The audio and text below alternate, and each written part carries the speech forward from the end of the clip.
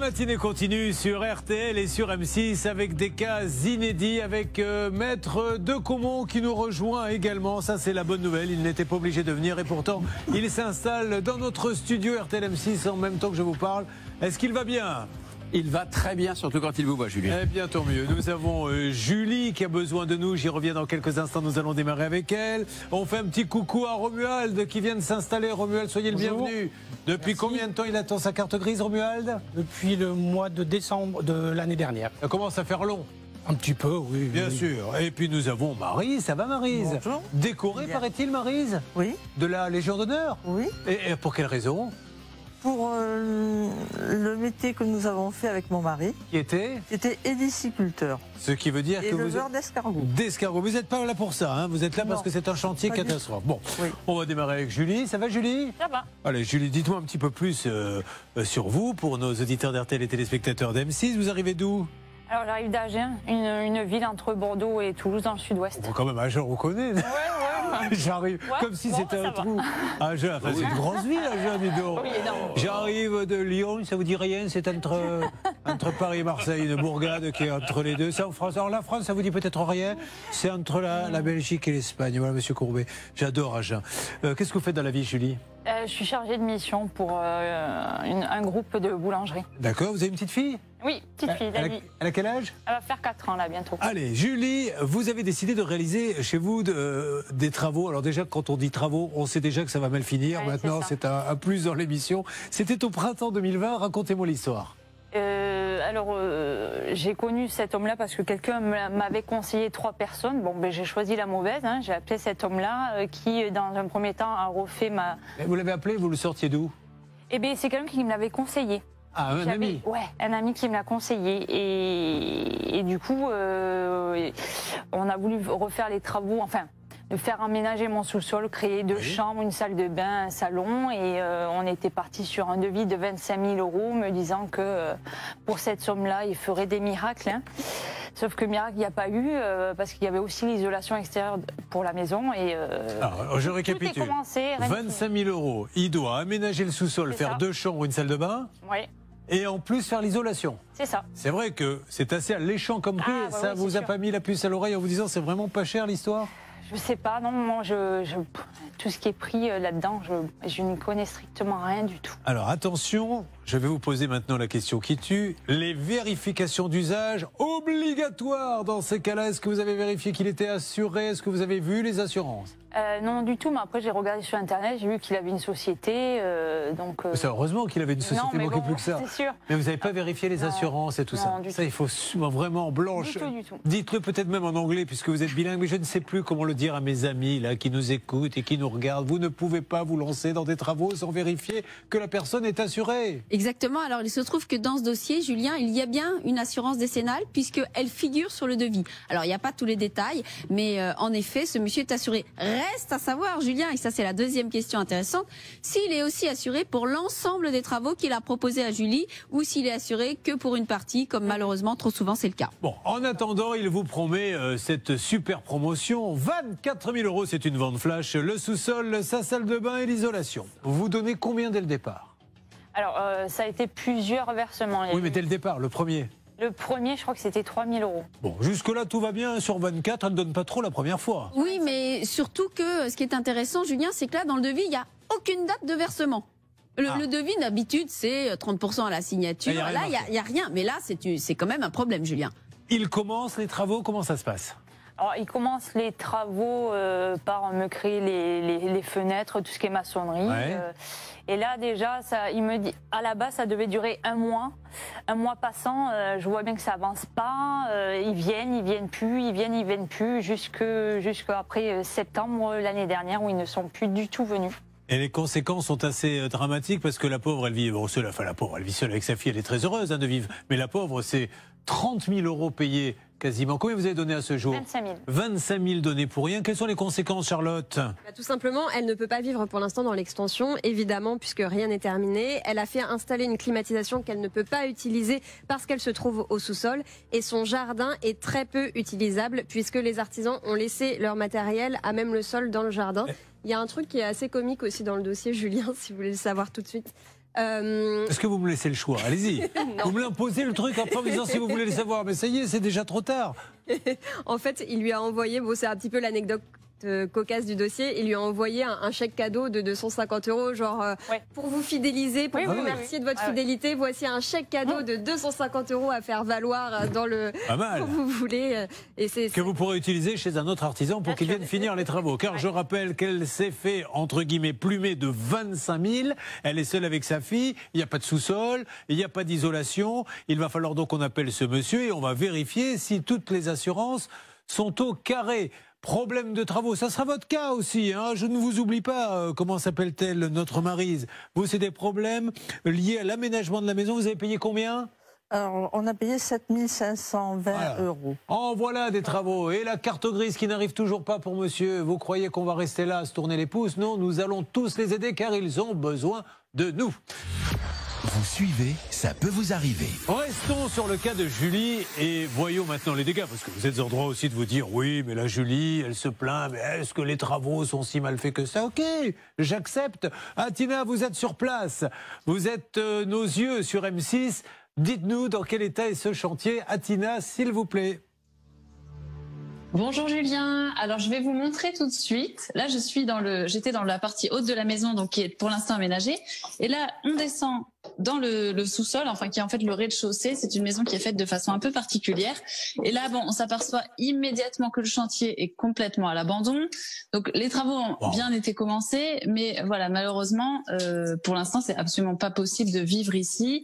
Voilà, vous le voyez ici, les cloisons ne sont pas terminé, les pièces non plus. Voilà, il y a de la peinture qui a été faite, il y a quelques choses qui ont été faites, mais voilà, tout a été laissé en plan comme ça. Et surtout, j'aimerais vous montrer un détail dont m'a parlé Julie hier et qui me paraît assez dramatique, c'est que ces baies vitrées ici, celle-ci en tout cas en particulier, qui donne sur le jardin, ne se verrouille pas. Donc en fait, voilà, Julie elle est seule avec une petite fille et avec une baie vitrée qui ne verrouille pas, qui ne se ferme pas. Bon, alors là, on est bien d'accord que vous avez donné quasiment l'intégralité, donc ça devrait être terminé, cette histoire. Exactement. Là, le coup, quel est le coup? Ça ne veut rien dire, le coup, mais j'aime bien de temps en temps, je lance un mot comme ça et je laisse la possibilité aux autres de l'utiliser. Le coup, elle ne peut pas, c'est ça le problème, demander à quelqu'un d'autre de venir tant qu'elle n'a pas réglé le problème avec celui qui a abandonné les chantiers, parce qu'il pourrait dire après, mais comme on a touché à mon chantier, moi c'est fini. Oui, la solution dont dispose Julie, c'est d'invoquer les articles du Code de la consommation. Donc déjà, on peut rappeler, Julien, L114-1 qui prévoit que c'est à l'entreprise de dire la date à laquelle il va terminer les travaux. Or, il a été assez malin puisqu'il lui a promis que ce serait terminé dans le mois.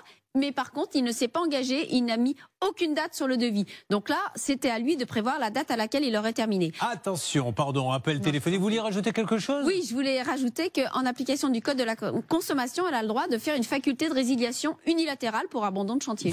JB, cette entreprise, nous allons l'appeler, c'est imminent, c'est dans quelques secondes. Peut-être qu'Atina aura 2-3 petites choses à nous montrer de plus dans la maison. Mais qu'est-ce qu'on peut dire sur cette société avant qu'on lance l'appel téléphonique? Alors Julien, il n'y a pas énormément de choses à dire malheureusement sur cette société. On sait qu'elle existe depuis 2017. On sait qu'il y a 2 établissements. En tout cas, il y a un bureau dans la ville de notre téléspectatrice et il y a également un siège social. Bon, peut-être que c'est qu'une domiciliation. On sait qu'il y a 10 000 € de capital social. Bon, voilà, c'est une société de moyenne, de petite envergure. Très bien, merci JB qui était monsieur. Ben voilà, on sait que c'était une petite société. Ben voilà, et il y a un petit chiffre d'affaires. Ben voilà, et il y a un petit siège. Ben voilà. Dernier contact que vous avez eu avec ce monsieur, qu'est-ce qu'il vous a dit? Ben voilà. Alors, c'était la semaine dernière, il m'a dit qu'il avait suspendu son activité. Aïe, aïe, aïe, aïe, aïe. Voilà. Il a dit qu'il avait arrêté ou suspendu? Suspendu. Qu'il avait suspendu son activité et qu'il devait la reprendre d'ici 3 semaines. Marine, en quelques secondes, rassurez-nous, on va peut-être pouvoir le joindre. Écoutez, en tout cas, c'est très étonnant d'entendre ça parce que pas plus tard que le 21 septembre, il y a une annonce sur le site de Pôle emploi qui vous propose de devenir secrétaire administratif pour le compte de cette société. Ah oui, pour une société qui est en suspension, recruter une secrétaire, qu'en pensez-vous, maître de Caumont? Que c'est un peu antinomique. Quand on est en suspension, en attendant qu'on tombe, on ne recrute pas. On ne charge pas la barque. Il voulait le placer, son antinomique, depuis maintenant près de 17 ans. Et il n'arrivait pas à trouver le créneau. Eh bien, c'était aujourd'hui. Et c'était devant vous, téléspectateurs d'M6. Salle des appels. Attention, nous allons maintenant avec vous, Hervé Pouchol, aussi négociateur. Téléphonez à ce monsieur. Pourquoi a-t-il abandonné le chantier? Plus de 25 000 euros. Pourquoi recrute-t-il du personnel si sa société est en suspens? Était-il assuré? C'est ça que nous allons lui demander dans exactement 5 secondes. Ensuite, la carte grise de ce monsieur qui a acheté une voiture et qui ne l'a pas. On y va. C'est tout de suite. Julien Courbet sur RTL. RTL M6, le cas de Julie, cette maman célibataire qui a voulu aménager sa maison. Qu'a-t-elle voulu faire et combien ça lui a coûté? Pour ceux qui viennent de nous rejoindre pendant ce temps-là, nous lançons l'appel. Elle a signé un devis de 25 000 euros et le but c'était tout simplement d'aménager son sous-sol pour elle et pour sa fille. Et JB vient de lancer le numéro. JB n'attend pas qu'on lui demande. JB prend des initiatives. J'entends que cela sonne. Bravo JB. Quand vous avez un coup d'avance comme ça, j'aime beaucoup. Mais j'aimerais bien par contre que ça réponde. Son téléphone portable. Très bien. Est-ce qu'on a d'autres numéros à faire? Sinon, on en a un. Malheureusement, la ligne est suspendue. Ça, c'est pas bien. Parce qu'effectivement, il n'y a pas de secrétaire. C'est pour ça, apparemment, qu'ils ont reçu. Orange, bonjour. Vous avez du mal à l'avoir en général ou pas? Là, j'ai réussi à l'avoir parce que je l'ai appelé d'un autre téléphone. Ah, il faut changer. Mais là, pourtant, c'est un téléphone qu'il ne connaît pas normalement. Donc, vous essayez non-stop, ça y est.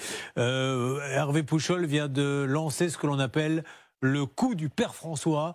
Il essaie d'avoir ce monsieur par tous les moyens. Il va falloir avancer. Alors, oui, enfin, ça fonctionne pas quand c'est antinomique. Oui, antinomique, bon, vous avez raison. C'est le mot du jour lancé par monsieur de Caumont. En cas de procédure, si ce monsieur ferme sa boîte, elle n'aura plus que les yeux pour pleurer ou une assurance pourra jouer?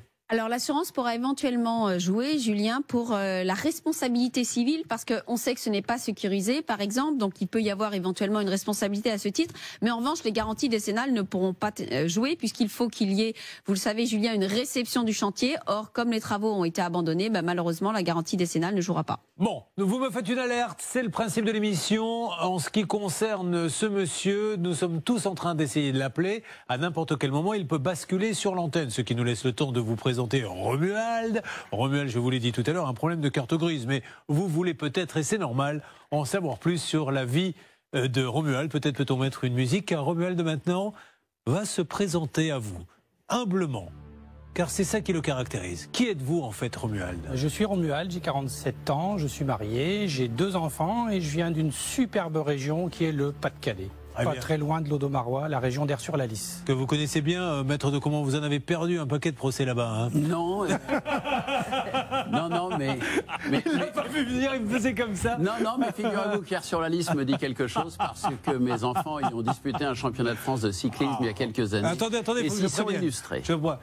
Nous entrons dans les anecdotes du père Castor. Père Castor, qu'ont fait vos enfants quand ils étaient petits? Quand ils étaient petits, je l'étais également, et donc j'étais à l'époque un castor junior, comme j'aime bien le dire de temps en temps. Et effectivement, à Aire-sur-la-Lys, qui est une charmante bourgade, nous avons beaucoup pédalé. Alors Romuald, votre fils de 17 ans pratique le motocross. Alors là, vous allez tomber sur un copain, car maître de Caumont est un grand fou de moto. Et pour l'aider à assouvir sa passion, vous avez décidé de l'amener sur des circuits avec sa moto. C'est ça? Quelle est la suite de l'histoire? Nous allons tout faire pour vous aider. Eh bien, pour des questions de budget, on a revendu une petite voiture légère pour acheter ce véhicule. Une moto? Pour mettre la moto dans le véhicule, pour l'emmener sur les terrains. Alors, qu'est-ce que c'était comme voiture? C'était une Clio que j'avais et j'ai acheté un Peugeot Expert utilitaire. D'accord, parfait. Voilà. Alors, vous l'avez trouvé où, cet utilitaire? Eh bien, une annonce sur Le Bon Coin, mais une annonce professionnelle, parce que j'avais un petit budget, donc je voulais passer par un professionnel pour éviter d'être embêté, n'est-ce pas? Vous êtes passé par une annonce et vous avez été séduit par ce véhicule parce qu'il était bien moins cher, par exemple, que les garages qu'il y a autour de chez vous, qui ont pignon sur rue?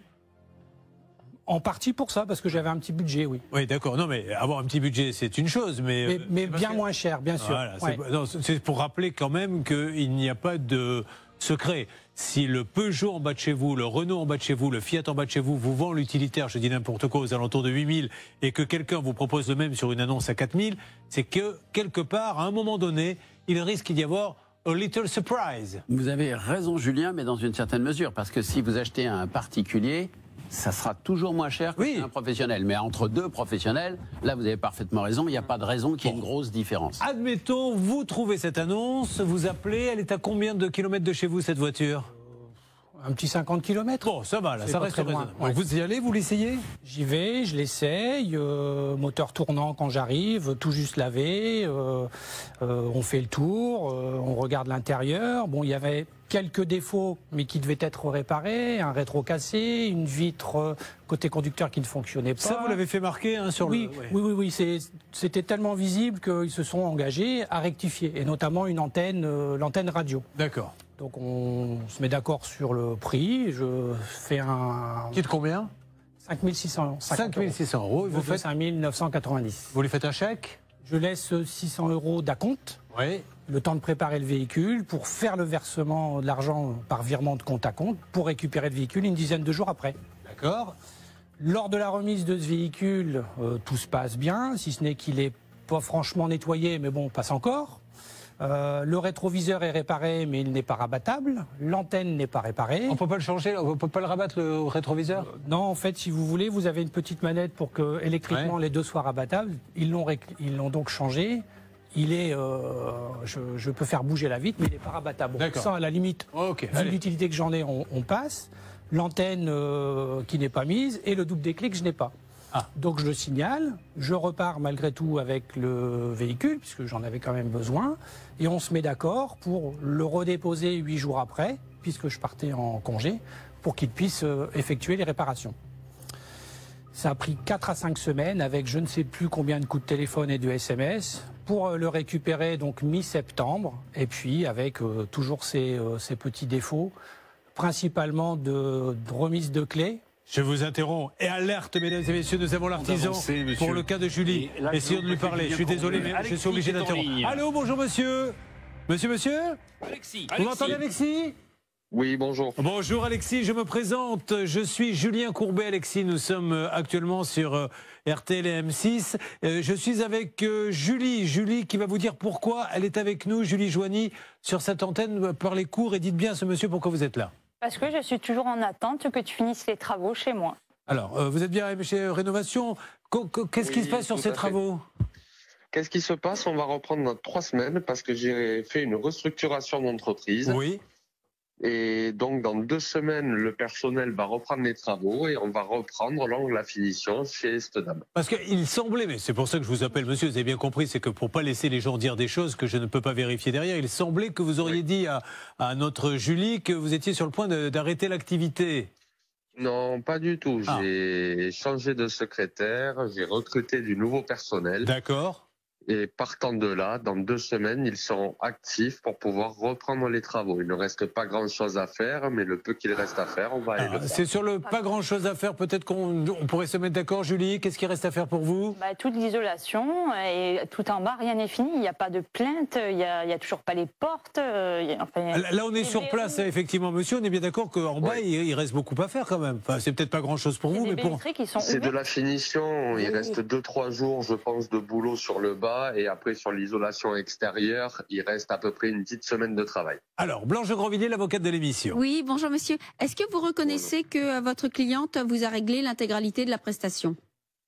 Alors, l'intégralité de la prestation, sachant qu'il y a eu beaucoup quand même de travaux qui ont été faits au rabais.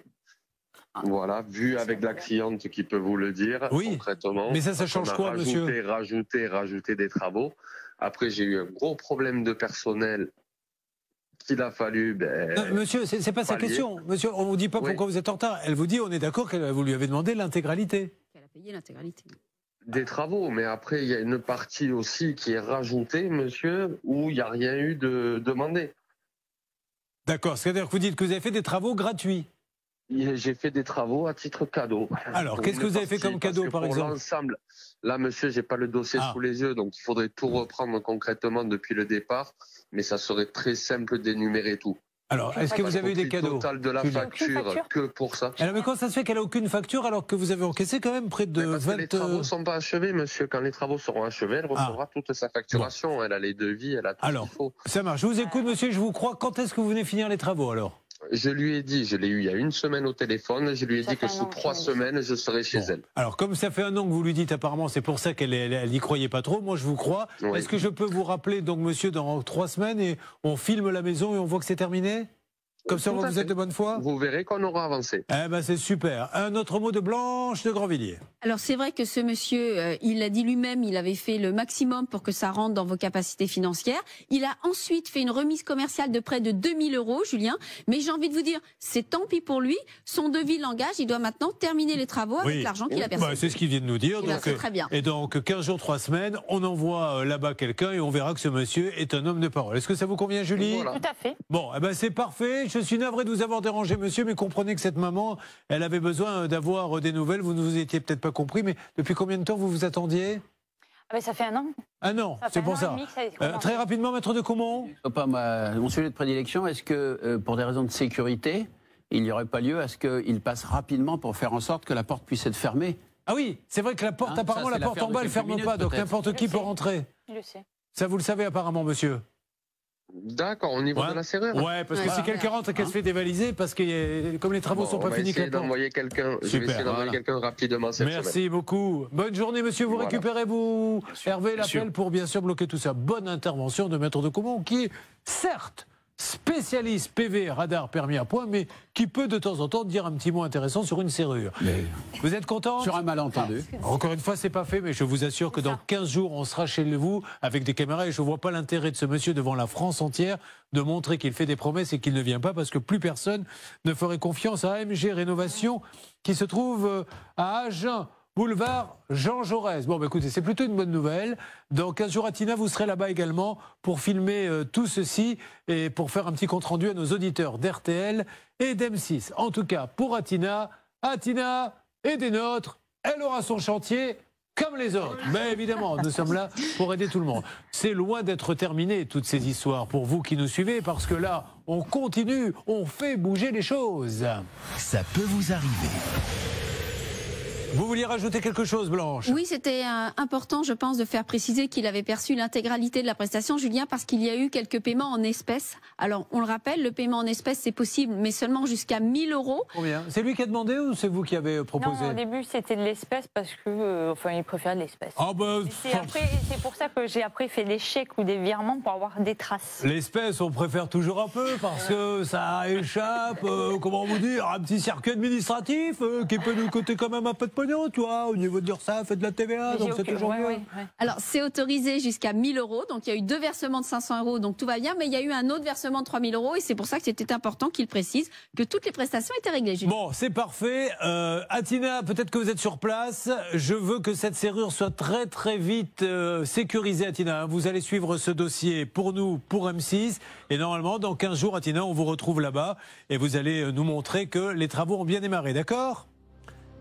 Oui, Julien, je viendrai vérifier ça. Alors, Atina, je vais vous demander maintenant, parce qu'il y a un petit peu de boulot dans le jardin, hein, elle n'a pas voulu nous le dire, Julie, mais elle croit qu'on n'a pas vu, mais on a regardé quand même. Vous allez aller dans le jardin et on va voir comment on peut avancer, parce que là, au niveau de la friche, comment ça se passe, Julie? Hein, le samedi après-midi, je m'aperçois qu'on ne bricole pas beaucoup dans le jardin. Regardez-moi ça, c'est pas beau, ça? Vous voyez pas l'isolation là qui n'est pas faite. On voit une belle piscine, en tout cas. Ouais. Ça allait bien, vous en êtes content? Ouais, cet été, on en a profité, hein, vu le temps. Ouais, bon, ok. Eh ben, en tout cas, ça, c'est des bonnes nouvelles. Hervé, de votre côté, oui, vous voulez rajouter quelque chose? Alexis viendra sécuriser la serrure demain. Il ne peut pas cet après-midi, j'ai pourtant insisté. Il viendra demain matin à la première. Julie, là, elle ne revient pas, ça fait un an qu'elle attend. Grâce à Maître de Comont, le serrurier de l'équipe. Oui. Alors, nous étions avec Romuald. Romuald, vous achetez cette voiture, on a bien compris qu'il y avait des soucis. Malgré tout, il vous faut attendre pour réparer ce qui doit être réparé. Mais je crois que vous n'êtes pas là pour ça, vous êtes là pour la carte grise. Rappelons que la vente a eu lieu quand, Romuald? Au mois d'août 2020.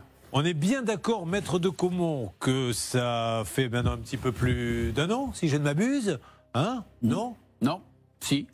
Oui, après, quasiment, voilà. Quasiment. Et donc, il n'a toujours pas sa carte grise. Est-ce qu'il peut vraiment s'inquiéter ou est-ce que ce sont des délais normaux? Ah, ce ne sont pas des délais normaux. Alors, quelle est l'explication qu'on vous donne sur ce retard de carte grise? C'est un véhicule acheté dans une concession belge Peugeot avec laquelle ils ont un accord. Ouais.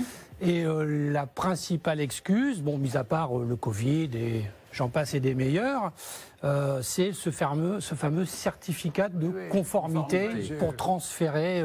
Lui, il fait la loi là avec son code. Moi, je fais la mienne. Voiture achetée à l'étranger, l'emmerdement va arriver. Et puis c'est tout. Non, mais c'est vrai. Pourquoi il va arriver? Et disons que ça complique singulièrement les choses. Attendez, c'est l'Europe. Il y a quand même des milliers de transactions qui se font très bien entre différents pays européens. Mais vous avez tout à fait raison. Il faut un certificat de conformité pour que les services administratifs français acceptent d'immatriculer la voiture en France, c'est-à-dire que le constructeur, ça tombe bien, c'est un Français le constructeur, dit je vous certifie que le véhicule qui a été vendu en Belgique et qui est réimporté numéro de série tant est bien conforme au modèle qui a été homologué pour la France. Et à partir de ce moment-là, on immatricule. Mais un an, non. Bon, c'est que souvent, alors je dis pas que c'est le cas, mais il peut y avoir aussi, il n'a pas payé le lot de voitures qu'il a acheté au concessionnaire belge, qui lui a dit ben moi je te donne pas les cartes grises, parce que entre eux les concessionnaires ils sont plus malins que nous.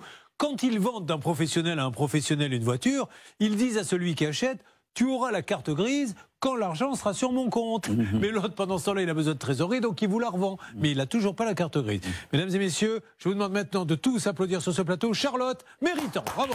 Bravo.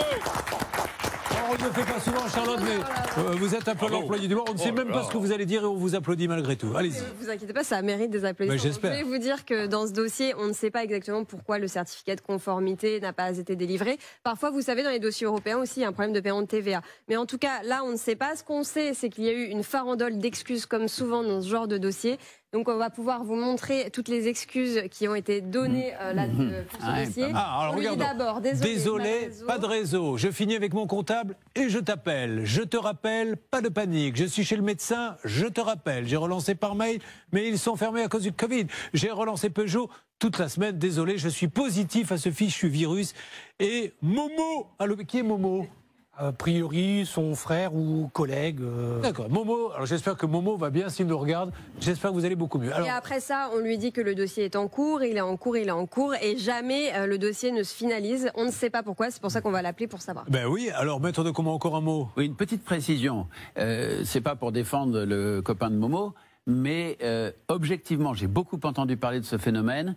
Il y a eu de très longs délais de certains constructeurs pour fournir des certificats de conformité. Et là, dans ces cas-là, ce n'était pas vraiment la faute du garagiste ou du particulier qui demandait de certificat. On ne sait pas pourquoi. À certaines périodes, c'était 3 mois ou 6 mois pour avoir un certificat de conformité. Aujourd'hui, qu'est-ce que ce monsieur vous dit quand vous l'appelez, le harcelez à part toutes ces excuses? Plus de nouvelles. Le dernier coup de téléphone doit remonter à février ou mars de cette année. Ouais. Et les 2 derniers messages envoyés restés sans réponse datent de juillet et du mois d'août. Je l'ai dit, je le redis, je le redirai. Peut-être même qu'un jour on me dira, on en a marre que tu le dises, on te vire, mais c'est pas grave. Si vous achetez un véhicule dans une concession Peugeot qui a un parc d'occasion, vous pouvez acheter une Fiat chez Renault, une Peugeot chez Citroën et une Citroën chez Hyundai. Ce genre-là de problème, de carte grise qui n'arrive pas au bout d'un an, on n'en a encore jamais eu. Parce que, évidemment, c'est des voitures qui ont été achetées, payées rubis sur ongle par le concessionnaire avant de vous le vendre, et ils ont la carte grise. Rapidement, Blanche ? Oui, 2 mots, Julien. On ajoutera qu'il n'y a ni facture, ni certificat de cession, alors que c'est obligatoire. Voilà, tout ce que nous pouvons dire sur ce dossier. Alors, il va falloir maintenant lancer les appels. Nous allons le faire du côté de la salle des appels, qui est bien calme. Mathieu Mabille, vous êtes un petit peu l'espion de l'équipe. Qu'est-ce qui se passe en ce moment, là, dans la salle des appels ? Bonjour Julien, écoutez, il règne une ambiance absolument électrique puisqu'il ne se passe absolument Merci beaucoup Mathieu Mabille. Donc nous allons essayer de comprendre pourquoi. Néanmoins, il va falloir lancer les hostilités. Et nous avons également Yasmine qui, dans une seconde, va nous décrire un peu l'état de ce véhicule. Et on n'oublie pas, arrêtez de croire qu'elle n'interviendra pas. Elle est là, Maryse. Elle a élevé des escargots, elle a la Légion d'honneur. Vous croyez que je vais la laisser là sans rien faire? Elle a payé, je crois, quelque chose comme 3 890 €. C'est la cata? 7500. 7500. Et c'est la cata, ces travaux. Oui, ah ben oui, vous allez le voir d'ailleurs. Eh ben, on va le voir, bien sûr, puisqu'on a quelqu'un sur place. C'est Pascal qui, dans quelques instants, nous fera, peut-être qu'on va le voir vite fait, nous fera un petit coucou pour nous détailler ses travaux. Alors, un cas quasiment résolu, 2 sur lequel maintenant il faut taper sur la table, avancer. Ça se passe tout de suite. L'appel téléphonique au garage, c'est maintenant et c'est sur M6, bien sûr. Julien Courbet sur RTL. La voiture de Romuald sur RTL et M6. Il n'a toujours pas sa carte grise, c'est une catastrophe pour lui, il commence à s'inquiéter. J'ai demandé à Yasmine d'être l'envoyé spécial RTL M6.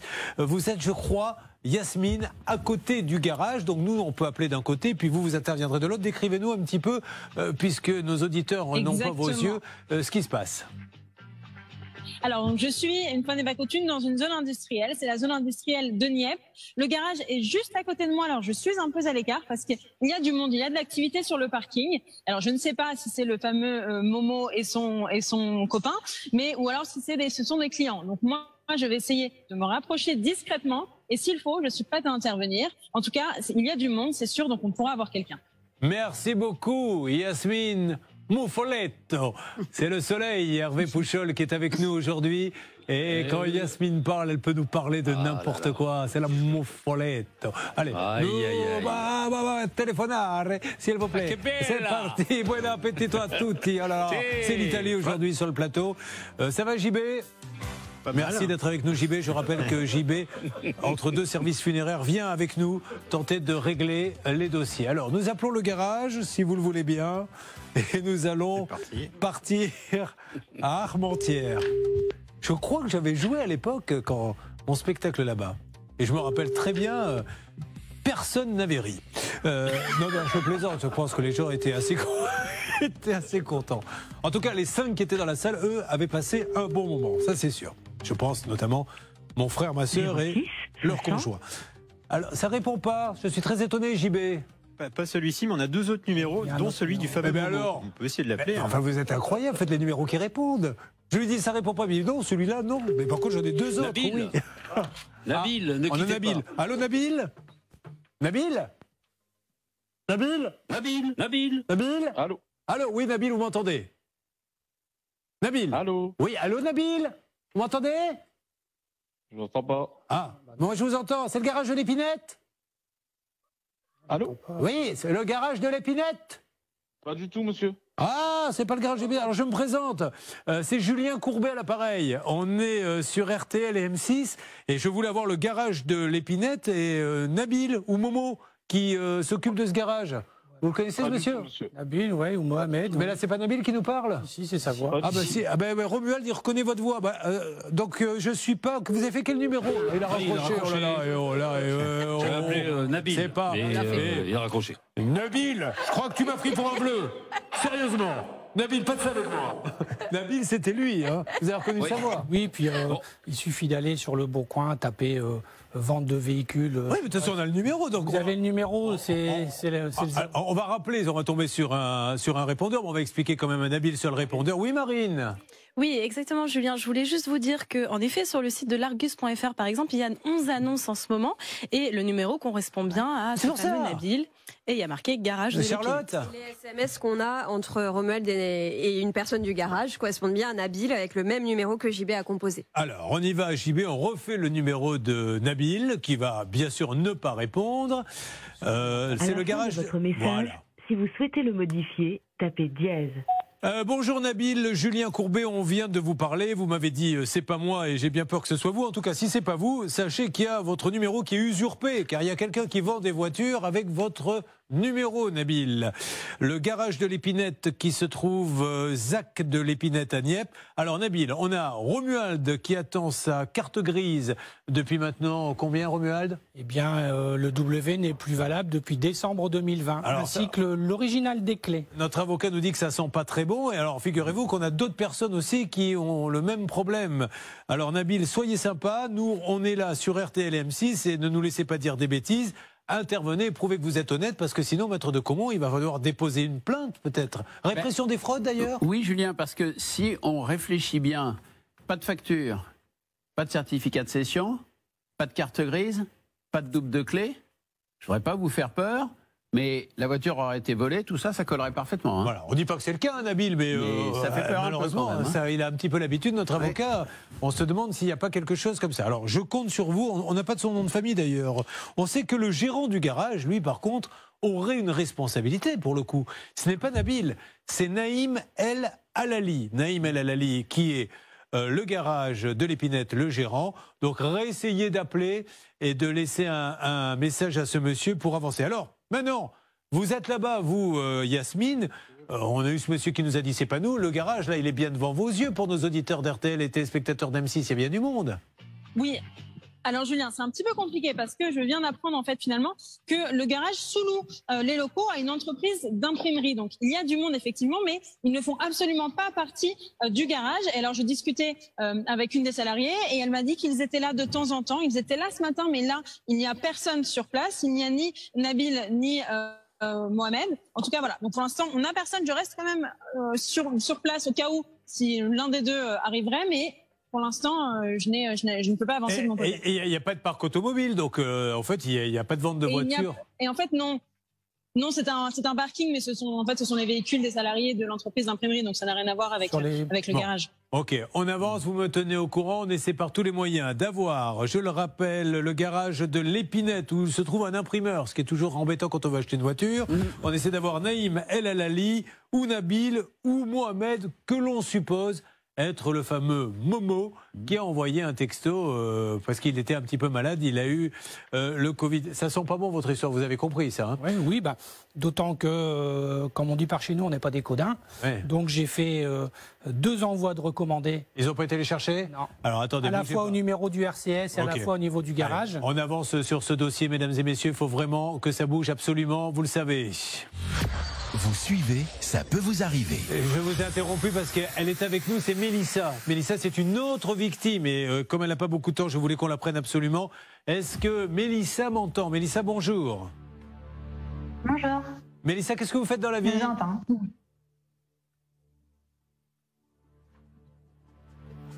Je vous entends plus. Ah ben, elle ne nous entend plus, mais ça, Mélissa, malheureusement, c'est nos petits duplex qui parfois sont pas terribles. Mélissa, qu'est-ce que vous faites dans la vie? Je suis étudiante en immobilier.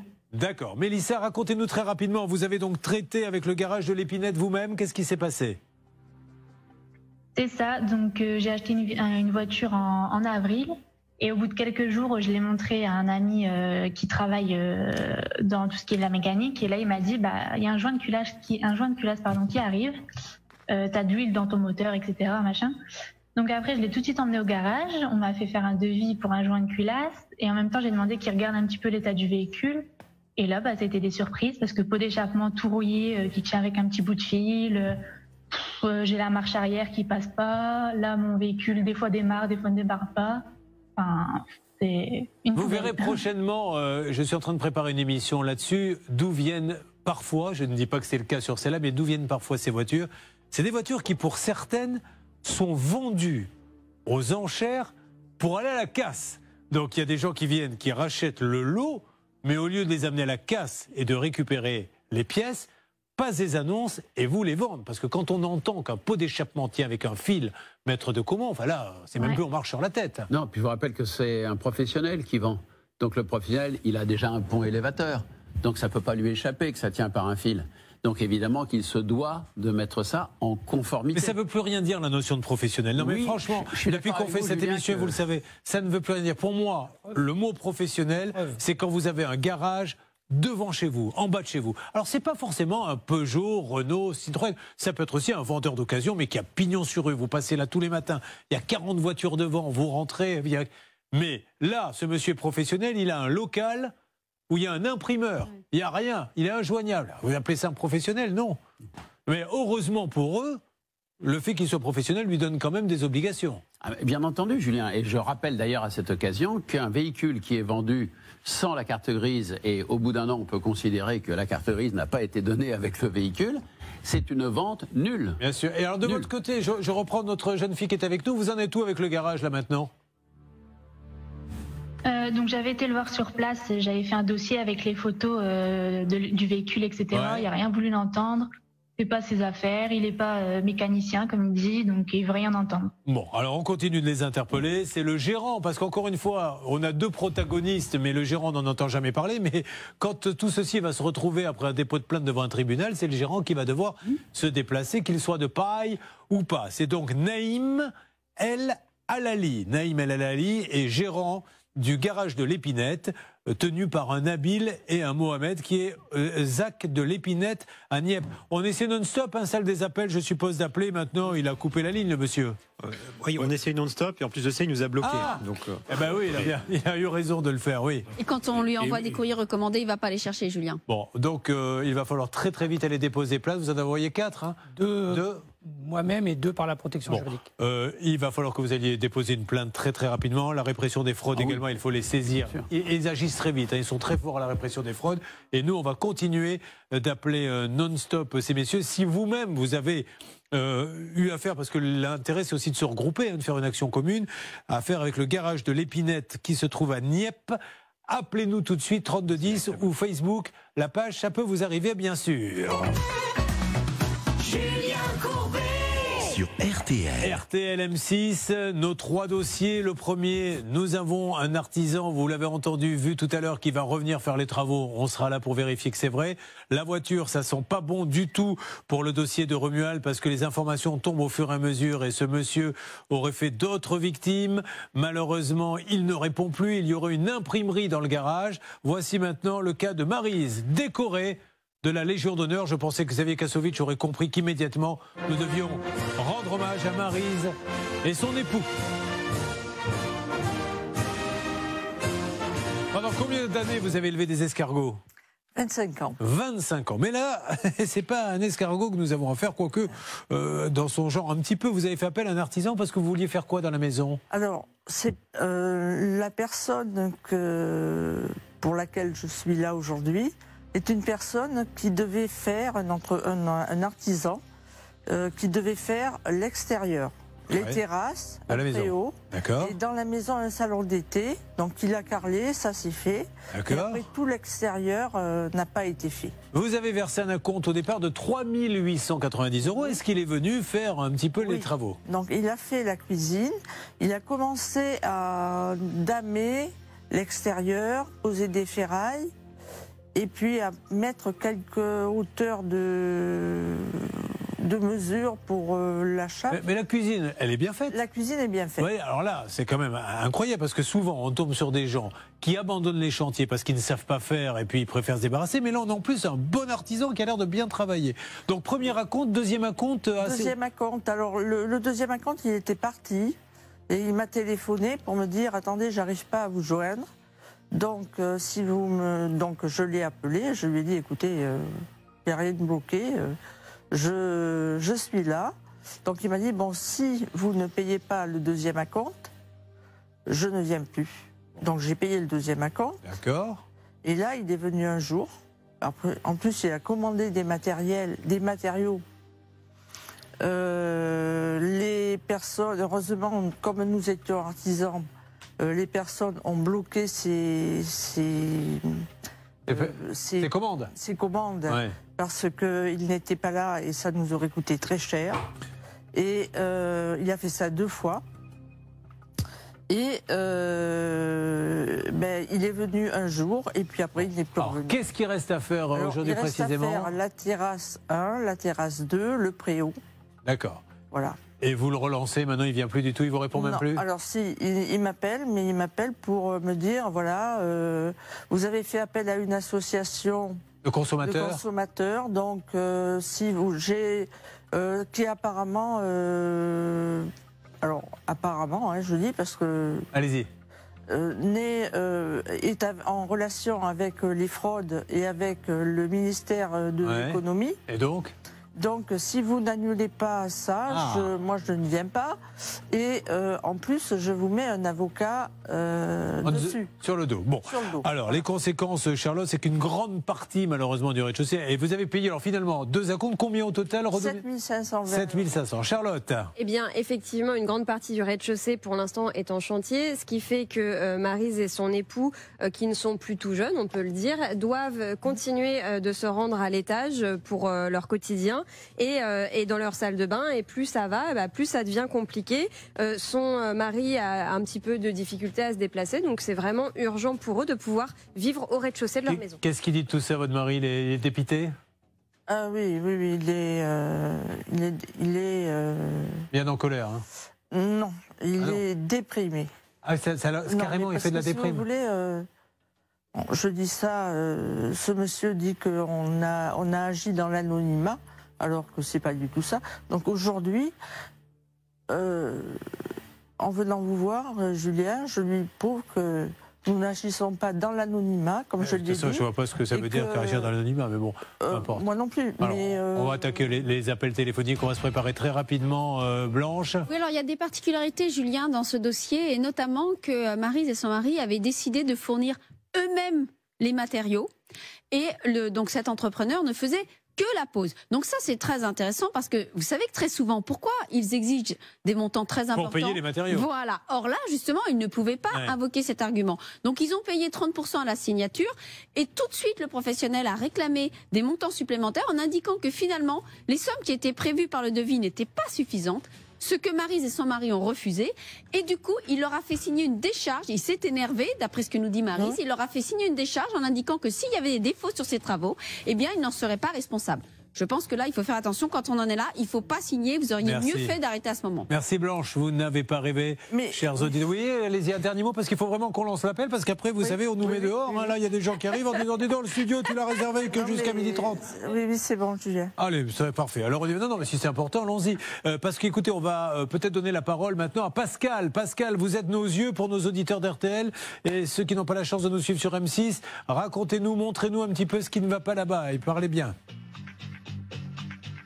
Alors le seul avantage finalement de cette terrasse, c'est son exposition, elle est plein sud, et c'est vrai que Lucien et Maryse auraient dû en profiter depuis un petit moment déjà, puisque les travaux auraient dû se terminer en juin dernier. J'ai rencontré Lucien, il est assis très affaibli par cette histoire, et il m'expliquait il y a quelques minutes que l'artisan en question était très dur verbalement, donc c'est pas évident de régler le problème pour Maryse et Lucien. Eh bien la terrasse, on va essayer de se rapprocher. Alors c'est une terrasse qui n'est pas terminée, vous allez le constater. Alors on peut dire en plaisantant qu'elle est très végétalisée.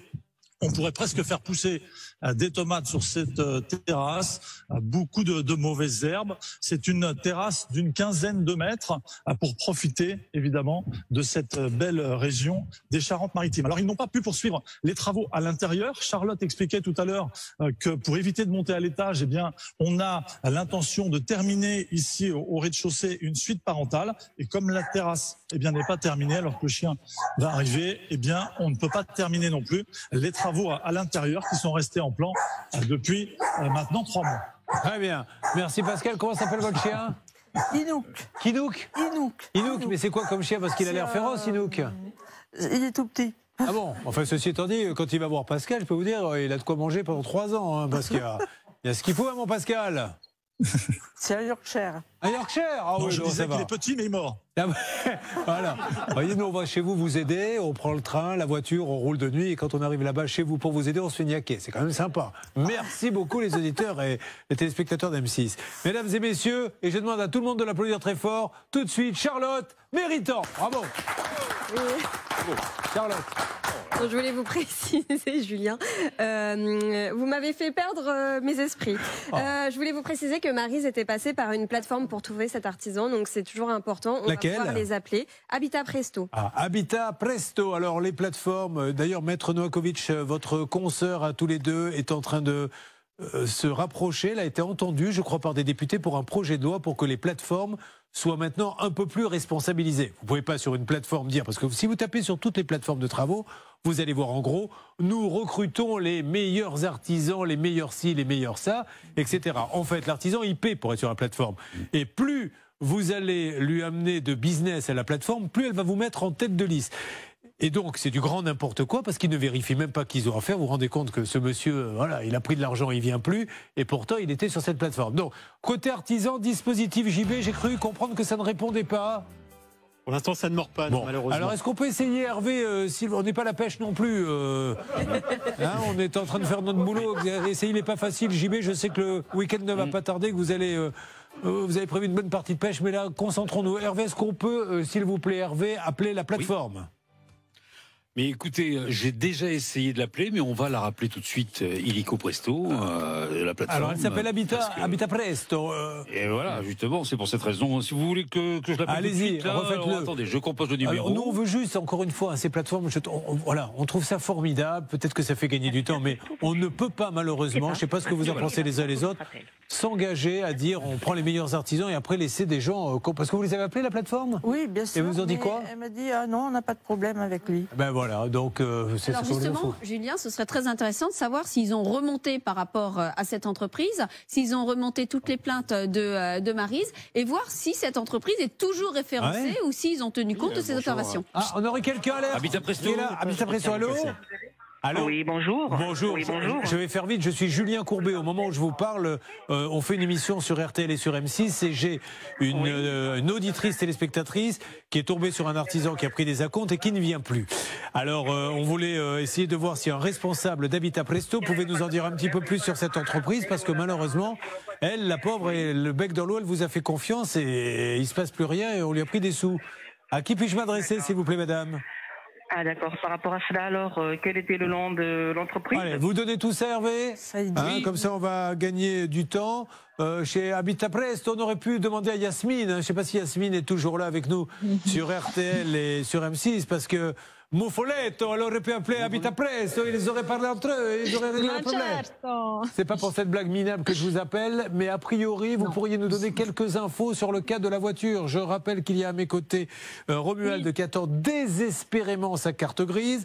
On a là un garage qui ne répond pas, qui n'a pas donné de facture. Maître de Comont nous dit, on ne dit pas que c'est le cas, mais toutes les cases d'une voiture qui aurait pu être volée sont cochées, mais on ne dit absolument pas que c'est le cas. On appelle ce monsieur, il nous dit c'est pas moi, nous savons que c'est lui, en tout cas c'est son numéro. Et là où se trouve le garage, là où se trouve Yasmine, figurez-vous que dans le local maintenant c'est une imprimerie. Donc inutile de vous dire que comme dit Jacouille, dans les visiteurs, ça puire. Mais a priori vous avez eu quelques renseignements, vous me les donnez dans quelques instants Yasmine.